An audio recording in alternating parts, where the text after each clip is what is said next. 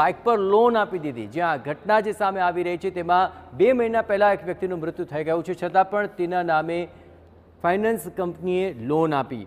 બનાસકાંઠાના ડીસાની આ ઘટના કે જ્યાં પ્રકાશજી શાંતિજી ઠાકોર નામના વ્યક્તિએ 2 મહિના પહેલાં તેનું મૃત્યુ થયું હતું। આ વ્યક્તિના મૃત્યુના 2 મહિના બાદ અજાણ્યા શખ્સોએ મૃતકના ખોટા આધાર પુરાવા રજૂ કરી ફાઇનાન્સ કંપનીમાંથી લોન મેળવી બાઇક ખરીદ્યું હતું। મૃતકના ઘરે બાઇકની આરસી બુક આવતા મૃતકના પરિવારજનો ચોંકી ઉઠ્યા। આ આરસી બુક ઘરે આવતા જ મૃતકના પત્ની અને તેમના પિતાએ બેંકમાં અને શહેર ઉત્તર પોલીસ મથકે પહોંચી લેખિત ફરિયાદ કરી હતી। પોલીસે કાયદેસરની કાર્યવાહી કરવાની મૃતકના પરિવારે માંગ કરી છે। પોલીસે ફરિયાદના આધારે હવે તપાસ હાથ ધરી છે।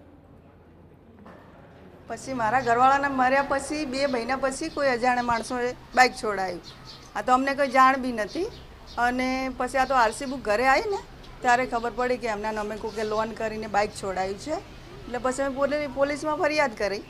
આ જે બંને આરોપીઓ છે એમાં મુખ્ય કાવતરાખોર છે વિપુલ કુમાર માજીરાણા, કે જેણે આ બધી ડિટેલ્સ એકત્રિત કરી હતી કે કોઈ પણ વ્યક્તિ આવા ડેટ થાય એવા વ્યક્તિઓના ડોક્યુમેન્ટ લઈ લે અને અન્ય જગ્યાએ ટ્રાન્સફર કરી દે અને એના આધારે એ વ્યક્તિ છે એ આવી લોનો કોઈ પણ વ્યક્તિઓને શિકાર બનાવે અને આવી લોનો જે મરણ ગયેલ છે વ્યક્તિઓના નામે લેતા।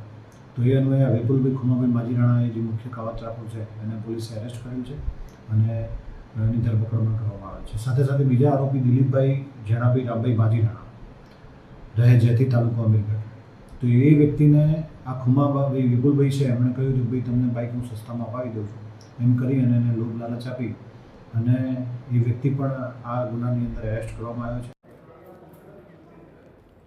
તો ન્યૂઝરૂમ લાઈવમાં અત્યારે બસ આટલું।